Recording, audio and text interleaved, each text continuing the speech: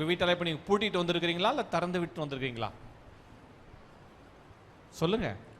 நீங்க கடைக்கு போய் வாங்குறீங்க, பூட்டு மட்டும் வாங்குறீங்களா, எனக்கு பூட்டு மட்டும் தான் வேணும், சாவி வேணாம் சொல்றீங்களா?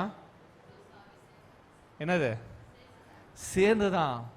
எங்க லாக் இருக்கோ அதுக்கான கீயும் கத்தர் அங்கேயே வச்சிருக்கிறார். என் வாழ்க்கையில லாக்கு நினைட்டீங்க, நான் லாக் ஆயிட்டேன் அப்பா, கீயும் கூட கொடுத்துருக்காருப்பா. நீ கூட இருக்கிறது இல்லை கூட இருக்கிறவங்க அல்லது உன் கூட இருக்கிற பிரச்சனை தான் லாக். நான் இதில் லாக் ஆயிட்டேன், அதை லாக் ஆயிட்டேன். கர்த்தர் கீயும் வச்சிருக்கிறார். கூடவே கீ இருக்கு. சொல்லுங்க, கீ இருக்குது. ஆமா, உங்க கூட இருக்கிறவர்களே கீ தான். பக்கத்தில் பார்த்து சொல்லுங்க, நீங்க தான் கீ. முடியலப்பா, கர்த்தருக்கு ஸ்தோத்திரம்ப்பா. கீ கீ கொடுக்குறாங்களா? ஆமா. எதுக்கு திறக்கிற பார்க்கணும். கீ கொடுக்குறபடியெல்லாம் ஆடினா நீங்க பொம்மை. சொல்லுங்க, கீ கொடுக்குறபடியெல்லாம் ஆடினா நீ பொம்மை. அதுக்கு இல்லை, நிதானம்.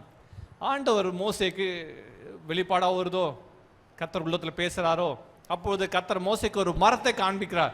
கிஃப்ட் ரேப் பண்றது கர்த்தர் மோசே கிட்ட ஒரு மரத்தை காண்பிக்கிறார். அப்பொழுது மோசே அவன் அதை தண்ணீரில் போட்ட உடனே அது சத்தமா சொல்லு, அது மதுரமான தண்ணீர். சத்தமா சொல்லுங்க, அது மதுரமான, எல்லாம் சொல்லுங்க, மதுரமான தண்ணீர் ஆயிற்று. ஏறக்குறைய 23 லட்சம் பேரும் அந்த தண்ணீரை குடிச்சாங்க. நான் உங்களுக்கு பார்த்து ஒரு கேள்வி கேட்கிறேன். 23 லட்சம் பேரும் தண்ணி குடிச்சானே, 23 லட்சம் பேரும் முதல்ல தண்ணி குடிச்சு கசப்புன்னு சொன்னாங்களே, இப்ப தண்ணியை குடிக்க சொல்றாரு. அப்ப என்ன சொல்லுவாங்க? எனக்கு தெரியும்பா, நமக்கு எக்ஸ்பீரியன்ஸ் ஸ்பீக்ஸ். எல்லாம் சொல்லுங்க, அனுபவம் பேசும். எல்லாம் சத்தமா சொல்லுங்க, அனுபவம். எனக்கு தெரியும்பா, அது அவங்க தெரிவாங்கப்பா. அவங்க அப்படித்தான்ப்பா. கர்த்தர் மரத்தை காண்பிச்சார். மரம், சிலுவை, கிறிஸ்து உன் இதயத்தில் இருக்கும்போது, கிறிஸ்துவின் அன்பு உன் சிந்தையில் இருக்கும்போது உன் வாழ்க்கை மதுரமா மாறுது.